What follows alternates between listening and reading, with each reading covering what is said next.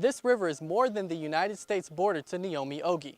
It's a decision between family and opportunity. The World Health Organization says smoking hookah for 1 hour is equivalent to 5 packs of these, or 100 cigarettes. Combine that with the secondhand smoke that you can inhale in a hookah bar like this, and experts say you're doing considerable damage to your lungs.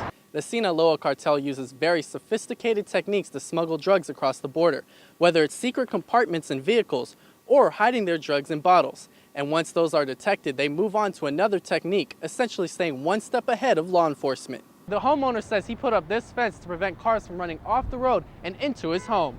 The knife was on the ground in the kitchen when Amancio charged at police. They say if they hadn't used their taser, they would have had to stop him with their hands, wrestle him to the ground, making it likely that he could have picked up the knife or anything else in the kitchen and harmed somebody.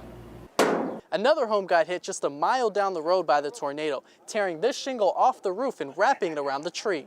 When Rhonda Smith bought this restaurant nearly 4 years ago, seats were hard to come by. Now you can pretty much have the whole restaurant to yourself.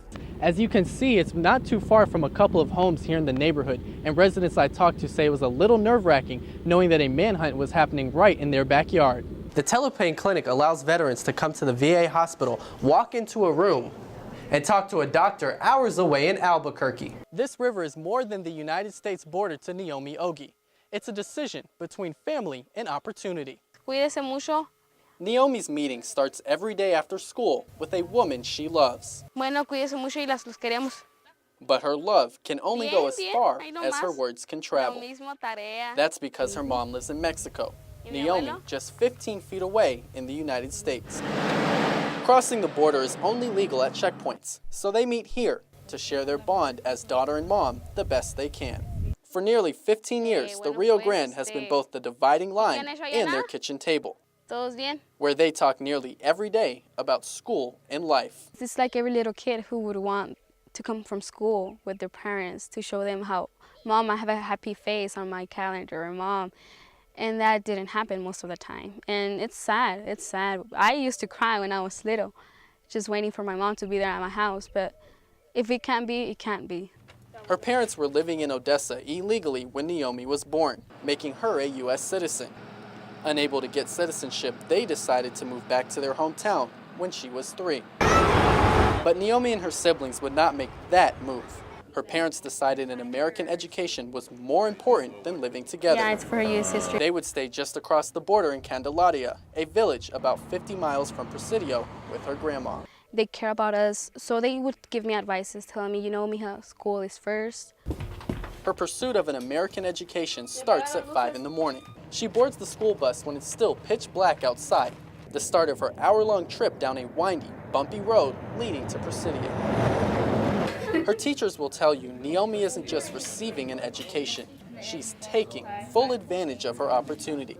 She is in the early college high school at Presidio High, meaning she can graduate with enough credits to earn an associate's degree. Something I've always thought to myself, why would I be taking this big risk if I'm not going to take advantage of my school? Santos Lujan is the principal of the early college. He works closely with students, including several living with guardians like Naomi. These kids are, at a very early age, are becoming very mature. They're making very mature decisions, but they know that the potential of a great education is the way to success, and they're willing to do whatever it takes. With college on her mind, she continues on her journey, working diligently in school and setting up appointments with her mom. Yeah, sometimes it just gets too much. When I just come and relax myself and I talk to my mom, like how we do right now, and she just tells me, just go on with school, you just go on. Occasionally, those appointments turn to visits, only when her mom crosses the river on this cable line, risking arrest to be with Naomi. So most of her life, she comes to the river, an earshot of her mom, but without the personal connection. No being tucked in at night when she was little, no bedtime stories, no hugs after school, just a river and a wave. Bye. Naomi's mom hopes to get U.S. citizenship soon. Naomi will turn 18 this year, meaning regardless of what happens, she will be an adult capable of taking care of herself so she can stay in Presidio ISD. Reporting in Presidio County, Andrew Bovin, CBS 7 News. Jay, this is the Sunday paper from Ojinaga. As you can see, El Chapo dominates the conversation. Today we spent the afternoon in Ojinaga talking about El Chapo and what this means for their community. It was a normal, warm Sunday afternoon in Ojinaga with kids dancing and people hanging around the plaza. Except for the shocking news of El Chapo's arrest. It was a surprise, but everything here is calm. Irma works at this newsstand in a popular square in Ojinaga.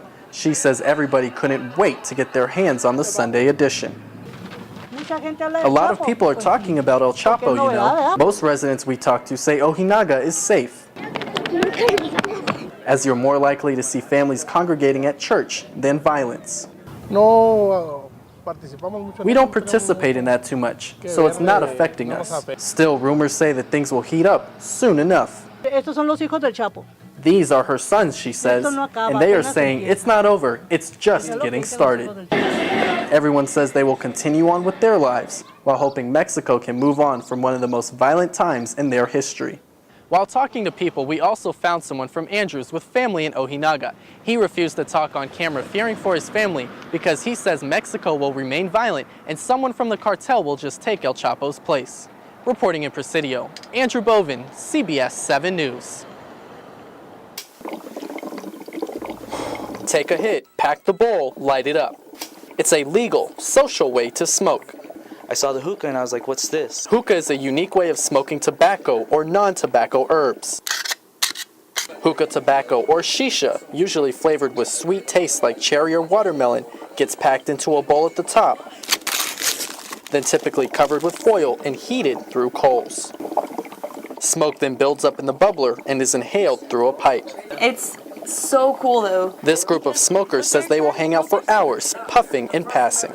Just gather around with your friends, and it lasts like forever, so you can just sit around and have conversations while you smoke it. Despite little media attention, it's common, especially among teens. They say it's a safe, legal way to enjoy some puffs. It goes back to not being illegal and being so accessible. Like, I mean, the shisha that you smoke or the stones that you buy, they're not expensive. Neither is the coal. Research suggests all that smoke is harmful.